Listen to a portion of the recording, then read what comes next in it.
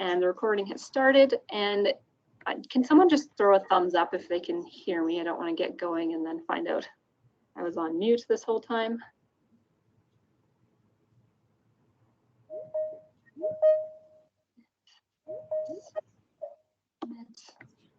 So the thumbs up, Laura? Thumbs up. Thumbs up. Thank you for letting me know. Okay, well, I'm going to get started while Laura figures out the transcription part of it. Thank you for joining us today. My name is Natalie Market. I'm an occupational therapist that works within the Calgary Catholic School District, and my colleague Laura Vendetti is here with us as well, who's also an occupational therapist. Today's focus is going to be on self-regulation strategies for EAs and K-1 teachers, really K-2, and we're really going to narrow in on sensory break activities. So I'll quickly run through an opening prayer. In the name of the Father, Son, Holy Spirit, Amen. Lord, guide all gathered here today to action as we seek to transform lives. May we gain strength and deepen our faith through the work that we do in your name. Amen. Thank you. Pray for us. In the name of the Father, Son, Holy Spirit. And we'll just run through the land acknowledgement as well. So the Creator gifted us with this land that we are blessed to share and care for. The Calgary Catholic School District acknowledges that the land we gather on, Mohkinstsis, is the ancestral territory of the Siksika Sitapi, the Siksika, Kainai Piikani, and Amskapi Piikani. We acknowledge all the Treaty 7 signatories, the people, as well as the Iarhe, Nakota Nations, Bearspaw, Piniki, and Westlake. This land is also the home of Métis Nation Region 3 and all others who call this place home. Right, so just threw up the Board of Trustees priorities to refer to. We're going to be focusing in on, switch it to the student success portion today. So we're looking at providing student-centered learning and assessment practices, supporting that diversity of learning needs for student success, and encouraging staff growth to champion student needs. Our overview will look like this. So I'm going to walk us through what is self-regulation, look at what dysregulation is and some signs to watch for, and then talk a little bit about self-regulation versus co-regulation. Then Laura's going to take you through the good stuff, which is some strategies for EAs and teachers. So strategies firstly to achieve regulation in yourself, and we'll look at some common sensory profiles, and then narrow in on sensory tools and sensory diet for self-regulation. And then lastly, we'll finish off with a case study, hopefully two if we have time, and some time for questions. So what is self-regulation? Now, I think it's important. I know you've probably all heard this, a definition of self-regulation before, but just to make sure we're on the same page, self-regulation is the ability to make sense of and respond appropriately to your feelings and things happening around you. So in other words, it's our ability to experience our environment and respond in an appropriate way. It includes being able to regulate reactions to strong emotions like frustration, excitement, anger, and embarrassment, calming down after something exciting or upsetting has happened, focusing in on a task, and then also refocusing on a new task, or refocusing on the same task when we had an interruption, controlling our impulses, and behaving in ways that help us get along with other people. Now, this can be challenging for anyone, especially our younger students. So it's important to remember that self-regulation is a learned skill, and it's developed through modeling and practice in that repeated co-regulation piece. So what is dysregulation? So when a student is dysregulated, or any of us, our autonomic or sympathetic nervous system takes over. So we see what we call a stress response of fight, flight, or freeze. This is really the survival mode of your brain kicking in. We're going to watch a quick video that helps us understand and show, using a hand model, what's actually happening on the brain's level, and help us use some language and terminology with kids in the future to build those self-regulation and cognitive skills. Just going to pop myself on mute. The more you understand how your brain works and how thoughts and emotions interact, the more control you can have over your thoughts and emotions. It's your brain. It's time for you to start controlling your own thoughts and emotions. So let's talk about how thoughts and feelings interact. Break it down using a visual, the hand model. We're going to use our hand for this. Your thumb, folding it in, is the middle of your brain, your amygdala. Your fingertips, folding it around, is your prefrontal cortex, the front of your brain. We'll come back to this in a second.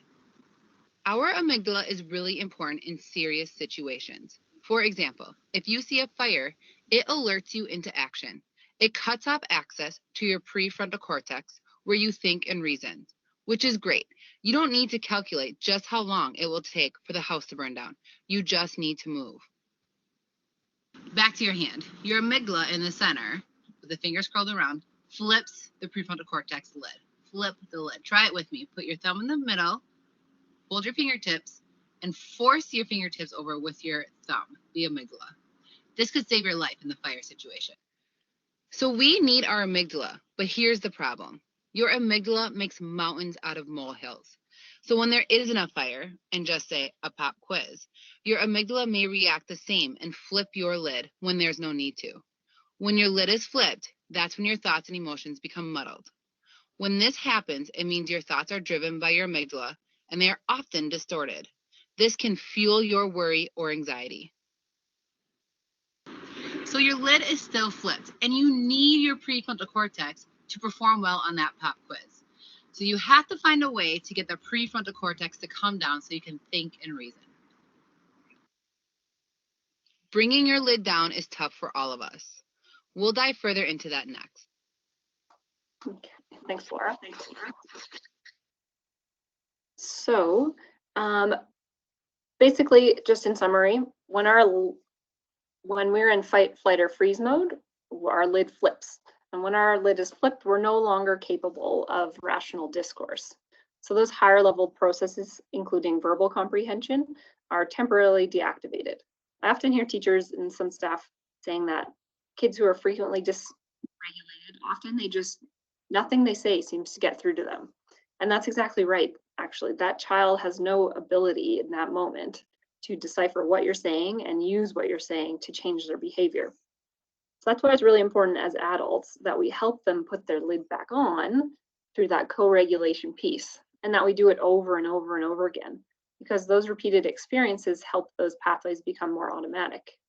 And we can't learn with our lid flipped.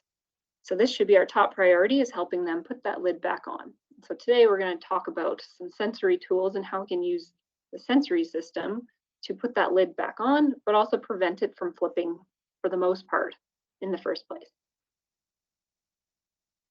So I imagine you guys are all starting to have a picture of what dysregulation some of your kiddos might look like in the classroom or in the school. So it can show up in their behavior, their mood, their attention, or their physical well-being.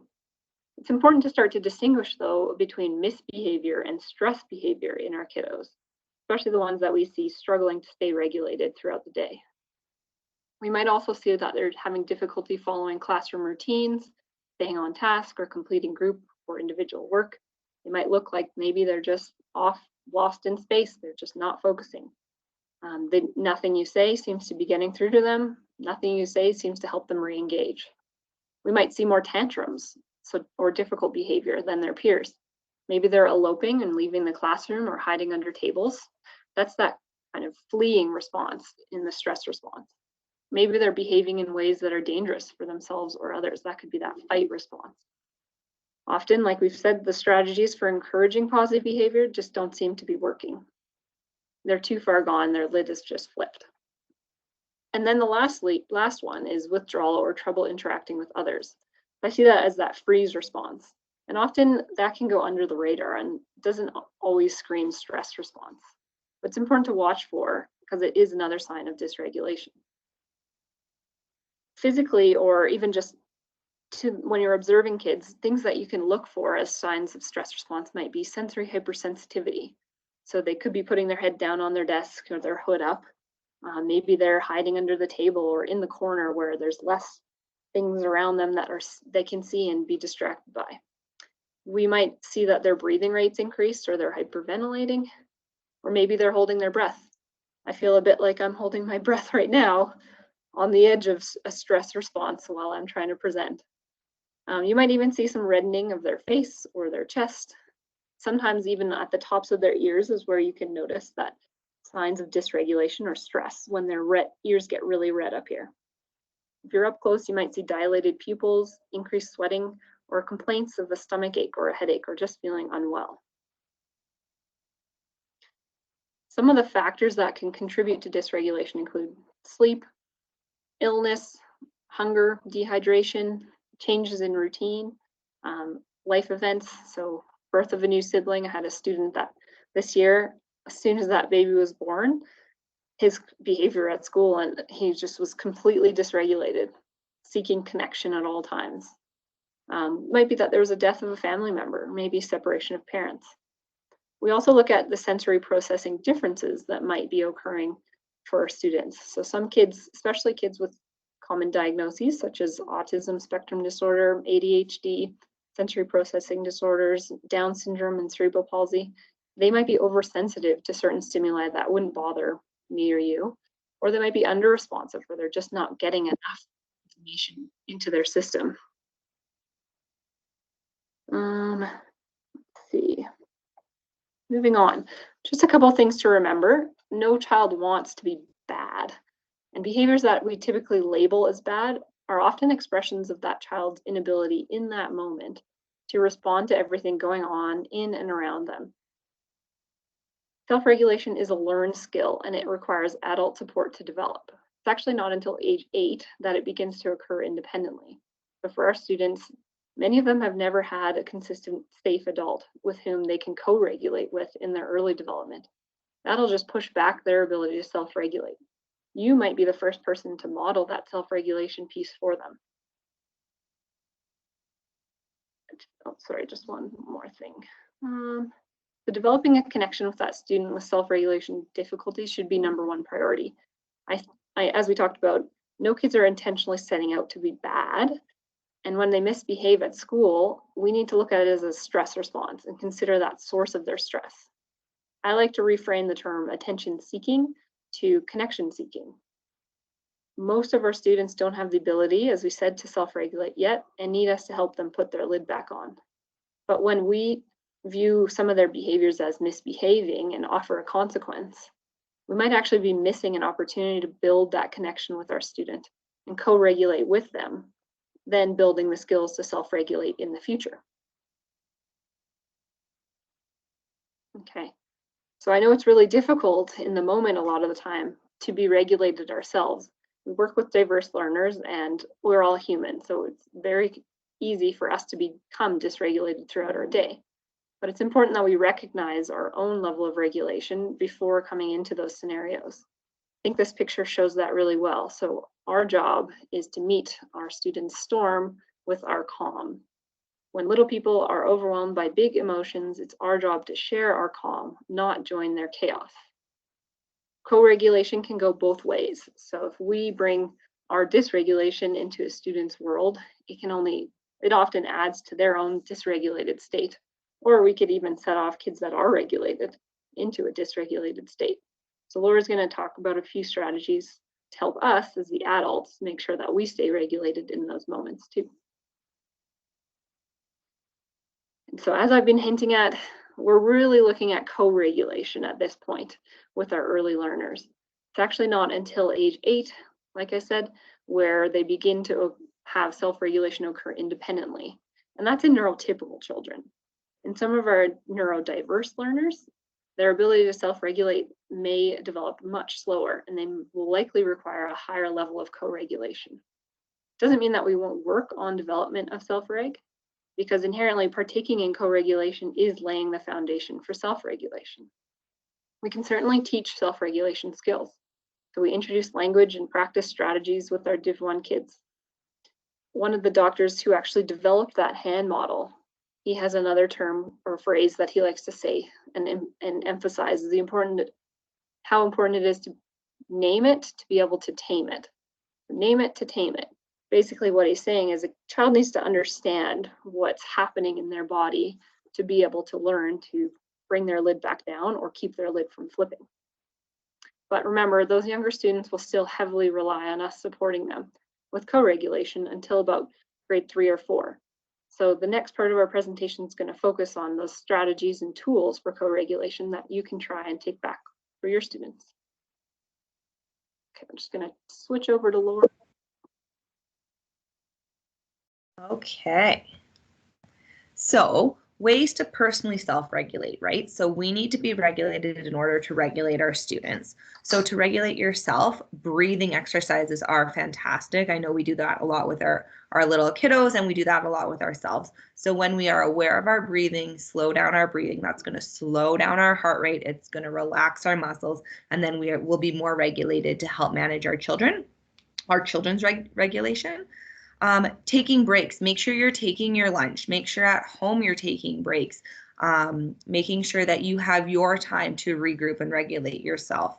Mindfulness, great strategy to use to help be in the moment, to be aware of your emotions. Collaborating with colleagues and asking for help. So you're not alone in this. We're all in this together. Talk to your teachers, talk to the EAs, talk to the DLs, talk to the OTs, talk to the speech, the PT, and collaborate. Ask for help, figure out strategies that are going to work. And reframing your thoughts. So your thoughts influence your emotions. So if you're already going in thinking that, your student is going to flip their lid today, it's going to be a rough day, that's going to influence your emotion and your own regulation. So taking it back, being prepared. Okay, well, what if that student does flip their lid? You have tools in place. You know those tools. You can go into it in a calm way. So just reframing your thoughts, influencing your emotions before you go and actually meet with your kiddo or start your day.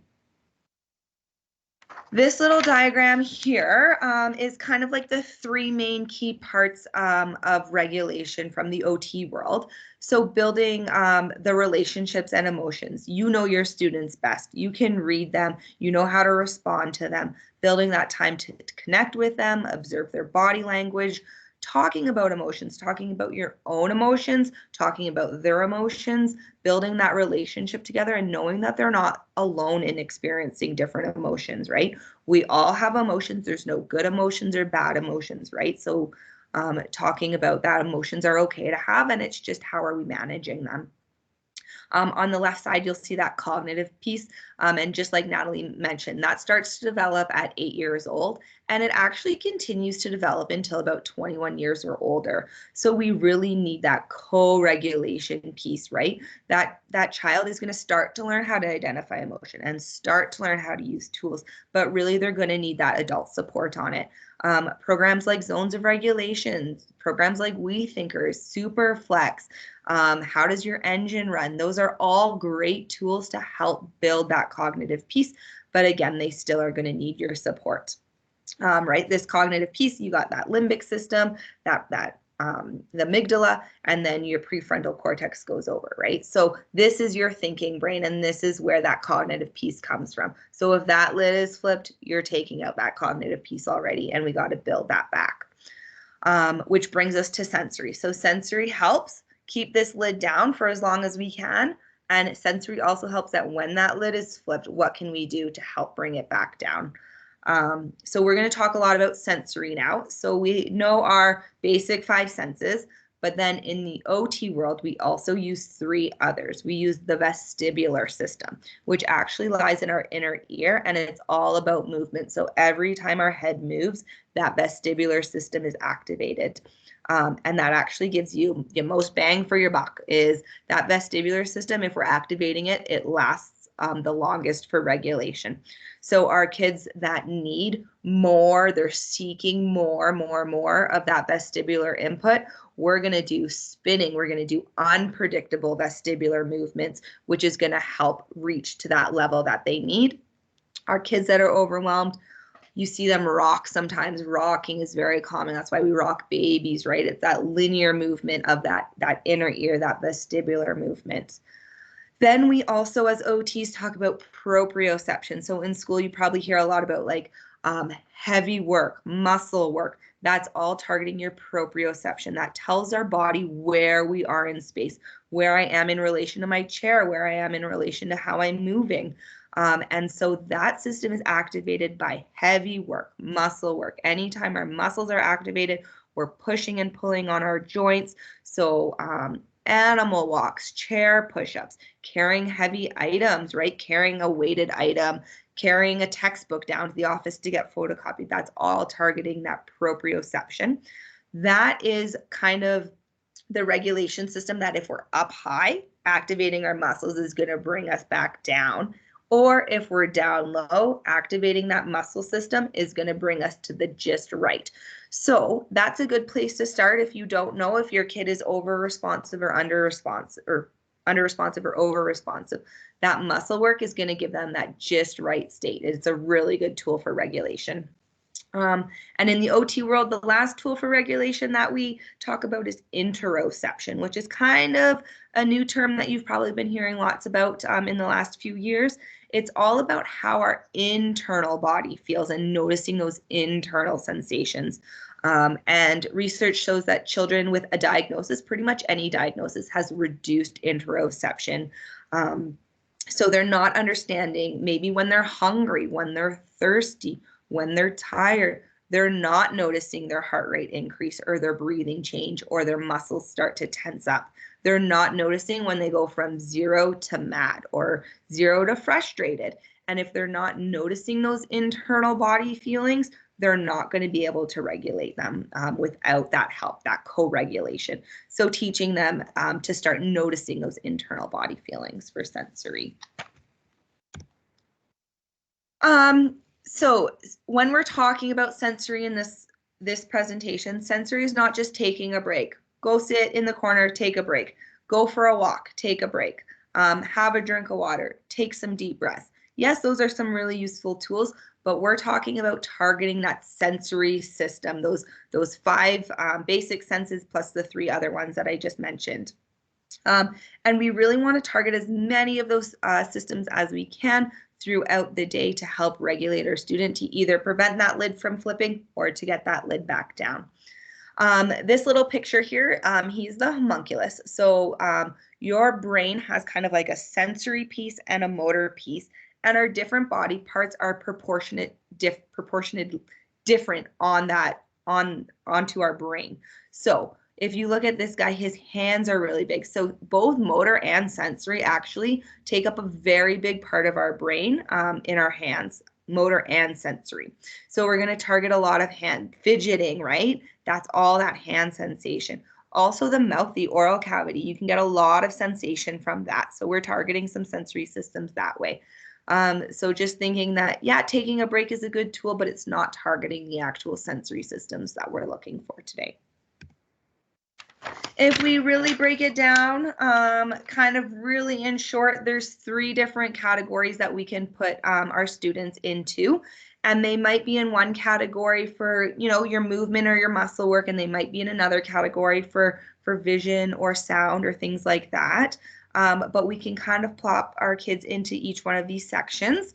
So sensory seeking in the orange here. So they're craving input. They need more information for their body. And that looks like our busy kids. They're bumping, they're crashing, they're falling off their chair. They're up and down to sharpen their pencil or get something out of their backpack, or they're asking to go take a drink or go to the bathroom every kind of 10 minutes because they just need up and down, up and down, up and down.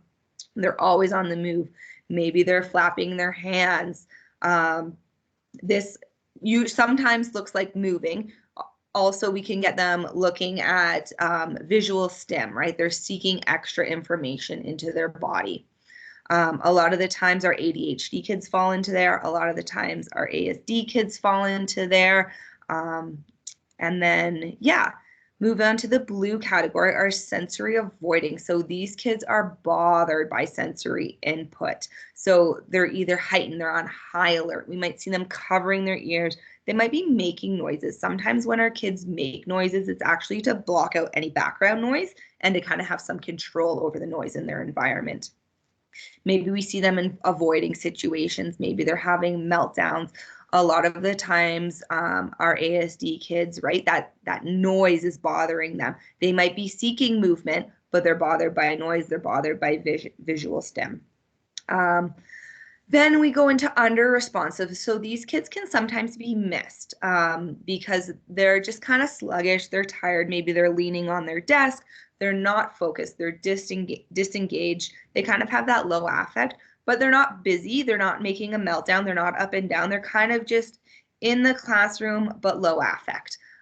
Sometimes we see this with some of our areas of some of our sensory systems for our children in Down syndrome, sometimes ASD. Really, all of our kids can fit into any of these categories at any time, depending on what sensory information we're talking about and what their sensory system is like. So just to break it down a little bit further into more of like a visual, the red band there is what our classroom is like, right? So how much sensory information our classroom is giving these students. The blue is their threshold. So that's the maximum sensory information they can tolerate. And then the star represents the student, so where the student is at right now. So our sensory seeking kids, right? The classroom gives them a certain amount of sensory input, but their threshold is higher. So they're actually going and they're walking around, they're bumping into things, they're falling off their chair, they're sharpening their pencil. That is getting them up to meet their threshold. Then you have our sensory avoiding kids. They're in that classroom, right? So that star is in that classroom sensory information, but really their threshold is much lower. So we've already surpassed how much information their body can take, and they're already too heightened. So now they need to actively try to like avoid some of this information, and that's when we see that they're having these meltdowns. Then if you look at the last category here, our under-responsive kids looks a lot like our sensory seeking kids, except that student is not actively going out to get more information. Their threshold is higher. They need more information than what that classroom offers them, but they're not going out to do anything about it. So they're feeling sluggish and low. Now we're going to talk about what a sensory diet is. So again, this is a guide, okay? Every sensory diet's going to be different. You're going to change it up as you go. You're going to try it out with the kids, tweak as you need. But just a general guideline of what a sensory diet is. It's the right sensory input at the right time throughout the day. So it's proactive strategies to help feed that sensory system. So just like we eat, breakfast, lunch, dinner, and have snacks in between, our sensory system needs that also. It needs information throughout the day to help keep us regulated. And a few things, it's not a reward. So you don't earn your sensory break. You don't get it. It's not a punishment. You don't get it taken away if you haven't done your work. This is something that the student needs in order to be able to complete their work. It's something that they need in order to be regulated, in order to participate in the classroom, and in order to make sure that their frontal cortex is actually engaged and thinking. They need to be regulated. So we're giving them that sensory input in order for them to be regulated and to complete those the classroom activities. Sensory diet, it should be enjoyable. The child should enjoy doing it. We don't want to force them to do a sensory activity that they don't like. For a few reasons. Being forced to do something you don't like is dysregulating. Also, that student knows their body the best, right? Like they aren't going to do an activity that doesn't feel good for them. And just because we've set out these activities, maybe it doesn't feel good for their body, and they're telling you no. Maybe you need to try a different activity at that moment.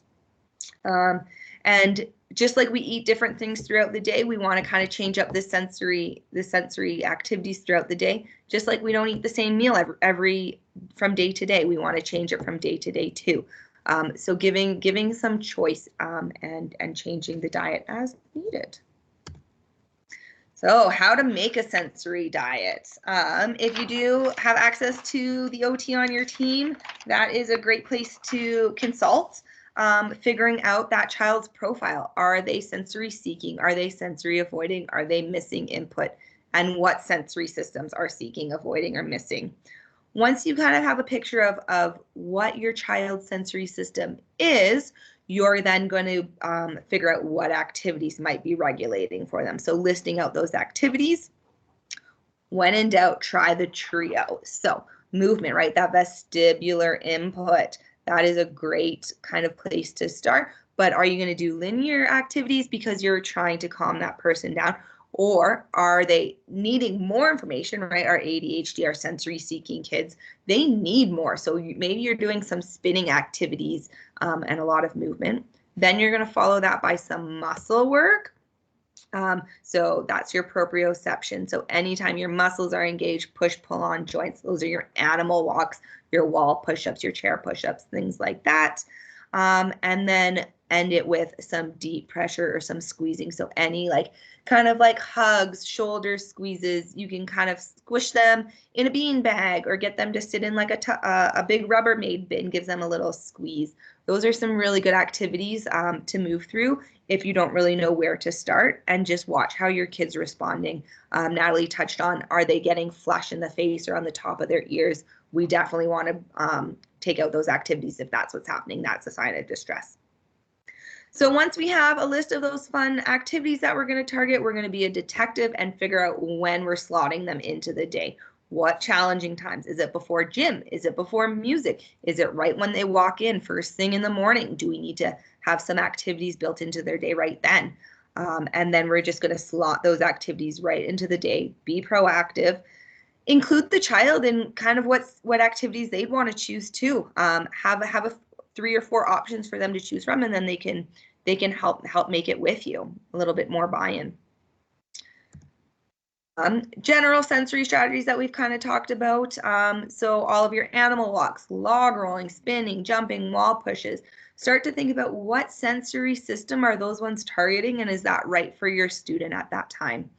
Then we also have strategies built into the classroom, right? Adaptive seating. Do they need a hokey stool, a wiggle cushion? Do they need the therapy band on their chair legs to help give some more of that muscle work, that proprioception? Do they need a weighted lap pad for some of that deep pressure while they're sitting? Do they need to carry a weighted lap pad for some of that muscle work to get into the classroom? And yeah, have the student help with those choices, right? A weighted lap pad is available, but you don't necessarily need to use it. It's here on your desk for you. I did create this folder, which we realized didn't work in our presentation last time, but I'm just going to quickly go over it. You can't really see it. I don't know how to turn off my fuzziness. On my screen. Spotlight everyone. I don't have that option. Oh, the 3 dots. Because of your background. Apply background effects. Yeah, we're just trying to figure out how to get it off. There we go. Okay, so folder for the kids. These are their activities they're going to choose on the front. This is more for our busy kids, the kids that are, we're going to pull, like they need a sensory break. We're pulling them out into the hall. We're getting them moving. So they pick a movement activity. Usually I get them to pick about 3, put them on the front of the folder. Then we go down and they pick a hold activity. So that's that proprioception, that muscle work. Pick 3, put it on the front. So now we have 6 activities. It doesn't go there. Oh, I'm at the wrong side. There we go. That's why. So now they have their 6 there, right? So they're going to maybe do some skaters. They're going to do some bear walks. They're going to do some burpees. This should all take a couple minutes to get done those movement activities. Then they're doing their muscle work activities. That's going to take a few minutes also. And then I get them to put them back on. Okay, choose 3 more movement, 3 more muscle. Try those ones. And then at the very end, we're going to stop with a ready to learn activity. They're going to lay down. They're going to blow out a candle. They get to pick 1 or 2 of those, ready to learn back into the classroom. So they've done a bunch of movement activities for that vestibular input. They've done a bunch of muscle work activities to help either bring them back down or bring them up, and then a ready to learn activity to get them back transitioned into the classroom. So that will be good for some kids, not good for all kids, right? Trial and error, see how they're responding and take notes, and if it does work or doesn't work. We are going to go on to a case study. So I'm going to let Natalie do this part. All right. So our first case study is a student that's in kindergarten. She has a diagnosis of sensory processing disorder. And what she looks like when she's dysregulated, she's running around. She's one of those kids that just needs that movement like Laura talked about. Often she might even elope from the classroom and the gym. So our sense is she's getting overstimulated in the gym, even though she seeks that movement a lot of the time. The gym is just too much for her from an auditory and visual perspective. So she's leaving the room and leaving the classroom when she's dysregulated. She often wears she always wears large clothing and shoes, which can be a bit of a tripping hazard, but that's due to those sensitivities to touch. She describes it as she feels yucky because of her pants. So she's wearing quite large pants to decrease that sensitivity. Or not often, but we have seen her cutting her own hair when she's dysregulated. Our thoughts are that it could potentially be that she just doesn't like the feeling of her hair around her face that day. It's important to know that this might not always happen, but sometimes when day to day things are going on, those factors of dysregulation, maybe one day she's a little bit more sensitive to that feeling or even the sound of it going past her ear than the day before. We just don't know all the time, but we can make guesses like that. Recently, she's described a crunchy feeling in her tummy when her engine is running fast. So when she's feeling like, oh, I'm becoming dysregulated, she described that interoception sense of crunchiness, but we don't quite know exactly what that means yet for her. Her profile in summary is that she's tactile avoidance, so the clothing, the hair touching her face, but she's also sensitive. So she's avoidant because she's sensitive, but she can also be seeking some touch and input because she's sensitive and enjoys that input. She's movement seeking, especially when she's feeling dysregulated, and that sometimes just to override some of those uncomfortable feelings. And then she can become auditory sensitive as well. So challenging times for this kiddo is morning circle time. That's sitting at the carpet, having to sit still and listen and focus. I think those senses, those things that she's sensitive to, like her clothing, it's just so hard for her to ignore. Gym time, as we talked about. And then lastly, being flexible with changes in the schedule and routine. So one thing we saw before Christmas was that she just became into that freeze mode. She didn't engage with anyone. She wasn't doing her work. She wasn't necessarily seemingly a problem, but she was just in that freeze mode and dysregulated because there's so much excitement going on in the classroom. Then coming back from holidays, she actually settled in really nicely in that first week. And we think it's because she's come back to a routine, something that's familiar to her. She feels safe and she feels comfortable with that. So moving on, some of the strategies that we've used for her are that cognitive piece. So one of the strategies that Laura talked about earlier is using zones of regulation or incredible flexible U. The one we use, it's a little simplified version of zones of regulation. It's called How Does Your Engine Run? And it talks about having your engine run too fast in some scenarios, just right, which is where we want to be when we're trying to learn. We're too slow when we're low and not quite aroused enough. We've also used a tactile bin for her. So like I said, some items she finds really pleasurable and that can be calming for her to touch and squeeze throughout different points of the day. We're fortunate enough in this school to have a sensory room for her. So this class has gym every day, which is awesome for varying amounts of time. But for her, she goes into the sensory room as part of her routine to get her engine ready for gym. We also help with that transition by using a social story. So it's, again, pairing that language and the cognitive side to name it, to tame it. So she's understanding that, why do I go to the sensory room? What am I trying to achieve here? And helping to reinforce that, all right, I want to keep my engine running just right. So eventually she'll learn to self-regulate and know when she needs these tools. Like we said, she's movement seeking, so we involve movement activities. We use that folder at times throughout her day that Laura showed. And then we also add tools in the classroom so that when she needs to be in the classroom and can be, she can also seek movement in a functional way. So she has a hokey stool that she wiggles on. And sometimes she chooses her weighted lap pad or dolphin that she can put on her shoulders or on her lap. She often also comes up to adults, and if she's feeling dysregulated, she'll back up into your legs, and it's kind of a sign that, okay, she's wanting some regulation. So we do some shoulder presses and squeezes, either on top or on the sides, sometimes even on her head. She pushes her head into the beanbag chair in the classroom.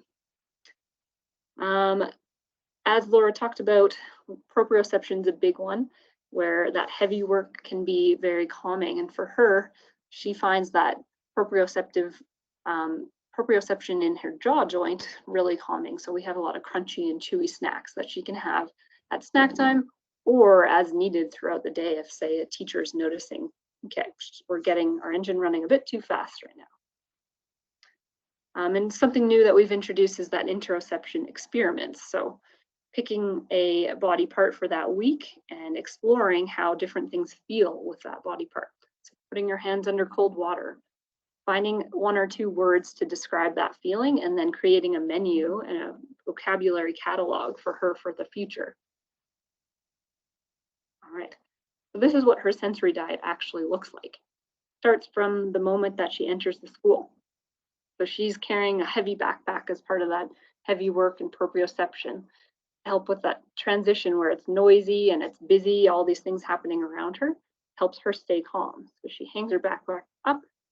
And then it's really important that we offer her the choice in the next step. So if she's still feeling dysregulated, she can have the choice to go and do activities in her tactile bin where we have Play-Doh or some stress balls or things that she can squeeze and touch that are calming for her. If she's feeling ready to learn, she can just join her table jobs with her peers. Offering her the choice allows her to tell us how she's really feeling in that moment. And also the goal of our intervention is to help her participate in the classroom. So where necessary, we want her to have the option to participate and support her when she's not able to. Then during circle time, she has another choice to join her classmates at the carpet using those tools that we talked about. Or alternatively, if she's just her engine's running too fast that day, we can go into the hallway with an EA and do some heavy work. And often we pull another student into that so that they also, there's other kids that have needs as well, that they can do that together and build that connection between the two of them. And then, as I said before, gym time, they transition to the sensory room, and the goal is to get our engine ready. So here I kind of dictate which options she has to choose from. So we make sure that we know what the calming sensory activities are for her, and she can choose from that selection. And we don't include things that we know are really alerting activities for her. So like sliding, jumping, spinning, because the goal is when she gets to the gym, she's able to actually just watch and listen to what her teacher's teaching and join in with her peers, as opposed to just running around the gym. And then after gym, we have an option to either hold the EA's hand for those calming squeezes or hold a stress ball that she can squeeze. It's kind of a transition item to help her back to the classroom. Then after gym, but before centers time, we have another part of our diet. So she has those crunchy and chewy snacks. So it's important that we know that, again, it's a skeleton diet. You can add or take away things as you, the co-regulator, feel that this child needs. All right, I see that we're just heading to our deadline with a couple minutes left, and I do want to open it up to some questions. We're going to be online for another 10 or 15 minutes as well, so we'll open it up now to any questions, and if you have to leave right at 11:30, no problem. We do just ask, if possible, that you follow this link and give us some feedback, how we could do this better, what you liked, what you didn't like, so we can tailor things in the future. So if you feel like asking a question over your mic, just pop your mic on. Alternatively, just pop your question into the chat. Oh, and sorry, I should also say we're going to be posting the slides both on the EPD website, but also in the chat. So you can come back and follow those later, and you'll be able to see the second case study later. All right, I'll open it up to everyone.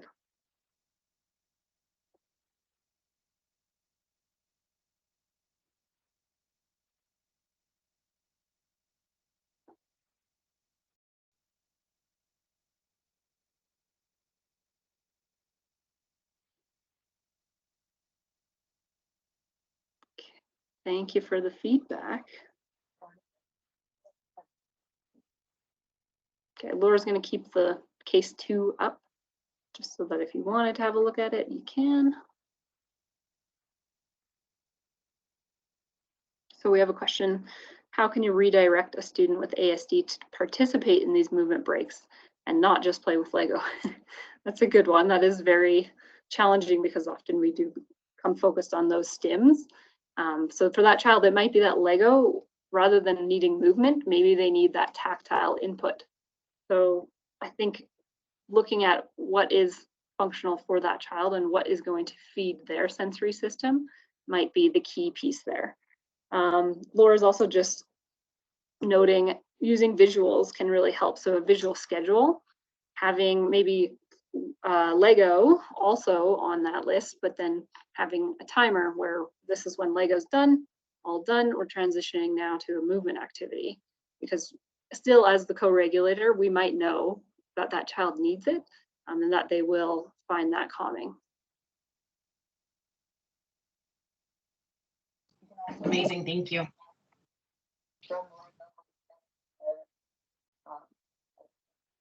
Mm-hmm. Yep, so if you needed a transition in between Lego and a movement break, could be maybe using therapy. So just replacing it with something else and just transitioning maybe away from something that they're really fixated on, such as Lego.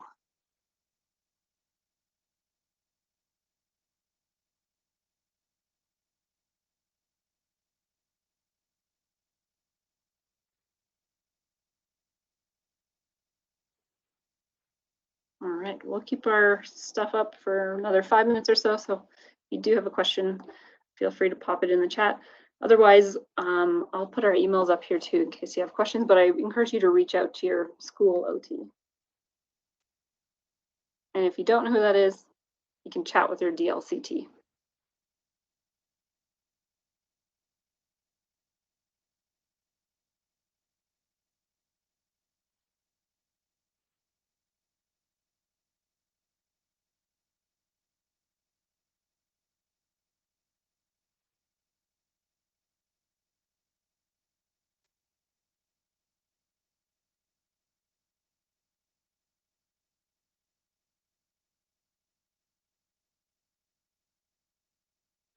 We'll end the recording.